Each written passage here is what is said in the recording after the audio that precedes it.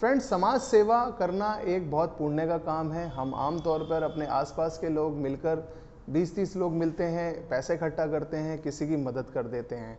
लेकिन इसी काम को अगर आप सरकार से जुड़कर एक सिस्टमैटिक वे में अगर करते हैं तो इसमें आपके आसपास के लोगों को भी बड़े पैमाने पर फ़ायदा होता है और आप भी एक अच्छा अपना करियर इसमें बना सकते हैं।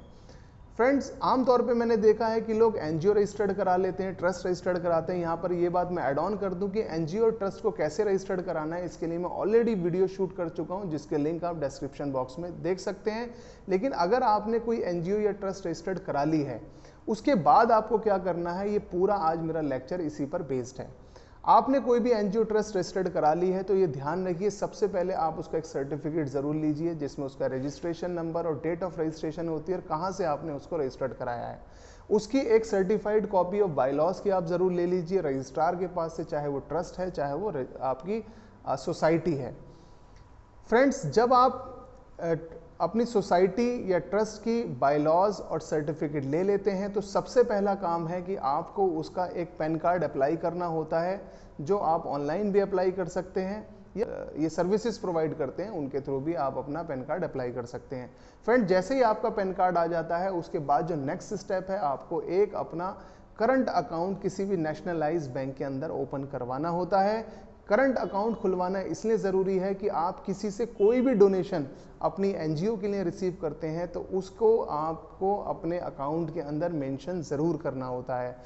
फ्रेंड्स, आपने अकाउंट खुलवा लिया, अपना पैन कार्ड बनवा लिया, अब साल भर के अंदर आपको एक बार किसी भी सीए अकाउंटेंट के थ्रू आपने जो भी पैसा खर्च किया है, जो भी पैसा आपने किसी से डोनेशन के तौर पर लिया है, उसका ऑडिट कराना ज़रूरी है। फ्रेंड्स, मैंने ये देखा है कि लोग सोसाइटी रजिस्टर्ड करा लेते हैं, उसका सर्टिफिकेट रजिस्ट्रार से ले लेते हैं और फिर उसके बाद की प्रोसीडिंग कुछ नहीं करते हैं। मैंने ये भी देखा है कि बहुत सारे लोग अकाउंट भी खुलवा लेते हैं, लेकिन अकाउंट खुलवाने के बाद आपकी सारी जो गवर्नमेंट गाइडलाइंस हैं वो कंप्लीट नहीं होती हैं। इसके अलावा भी बहुत सारी चीज़ें हैं, अगर आप पूरी नहीं करते तो आप गवर्नमेंट से फंड नहीं ले सकते हैं। फ्रेंड्स, आपको सबसे पहले एटीजी का रजिस्ट्रेशन कराना मैंडेटरी है। एटीजी क्या होता है उसके ऊपर मैं एक अलग से डिटेल्ड लेक्चर बना दूंगा, आप भी गूगल पर सर्च कर सकते हैं। और इसके अलावा 12A का रजिस्ट्रेशन भी आपको कराना मैंडेटरी है।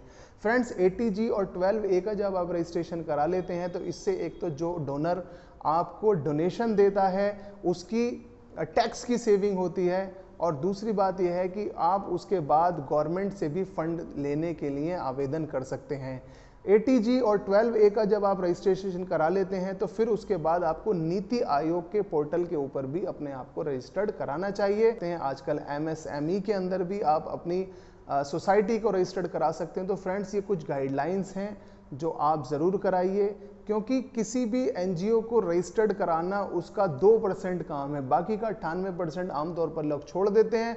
और फिर गवर्नमेंट से फंड लेने के लिए अगर कोई स्कीम आती है, कोई भी वेलफेयर स्कीम आती है, तो हम उसको अवेल नहीं कर पाते क्योंकि हमारे पास सारे डॉक्यूमेंट्स कंप्लीट नहीं होते। इसी के एक्सटेंशन में मैं एक चीज़ और बता दूं, आप जो भी चीज़ कर रहे हैं, आपने कहीं से पैसा लिया, आप उसकी रसीदें ज़रूर रखिए अपने पास। आपने जिसको पैसा दिया आप उसका रिकॉर्ड ज़रूर अपने पास मेंशन करके रखिए।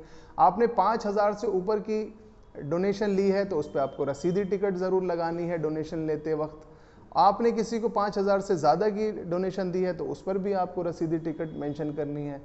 फ्रेंड्स, इसके अलावा आपका रजिस्टर्ड ऑफिस होना चाहिए जिसकी आपके अंदर वर्किंग स्टाफ कितना है उसकी एक लिस्ट होनी चाहिए। आपका स्टाफ, आप एग्जैक्टली किस फील्ड के अंदर काम कर रहे हैं, आप एजुकेशन में कर रहे हैं, हेल्थ में कर रहे हैं, एनवायरनमेंट में कर रहे हैं, आप औरतों के ऊपर वर्क करना चाहते हैं, बच्चों के ऊपर वर्क करना चाहते हैं, आप अपना एक प्रोफाइल तैयार कीजिए। मैंने देखा है कि बहुत सारी एनजीओज हैं वो सारे काम करती हैं लेकिन उसका कोई प्रोफाइल मेंटेन नहीं करती। मेरे यहाँ पर एडवाइस ये है कि आप किसी स्पेशलाइज्ड फील्ड के अंदर काम करें ताकि गवर्नमेंट को आपके ऊपर कॉन्फिडेंस हो सके कि अगर हम ये फंड दे रहे हैं तो आप उस फंड को यूटिलाइज प्रॉपर तरीके से कर पाएंगे। मान लो आपका एक्सपीरियंस है औरतों के वेलफेयर के लिए काम करने का, लेकिन अचानक आप एनवायरनमेंट में स्विच ओवर करना चाहते हैं, तो जो पैसा देने वाली संस्थाएं हैं वो भी ये समझती हैं कि आपको एनवायरनमेंट पे काम करने का एक्सपीरियंस नहीं है, तो हो सकता है कि आपको इस वजह से फंड ना मिले। तो फ्रेंड्स, ये कुछ छोटी मोटी गाइडलाइंस हैं, अगर आप ध्यान रखेंगे तो आपको गवर्नमेंट से फंड लेने में बहुत ज़्यादा आसानी होगी। आई होप आपकी ये लेक्चर समझ में आया होगा। लास्ट में मेरी आपसे रिक्वेस्ट, अगर आपको कोई भी क्वेश्चन पूछना हो तो मुझे आप इनबॉक्स में पूछें और मेरे चैनल को लाइक करें, शेयर करें और सब्सक्राइब करें। Thank you.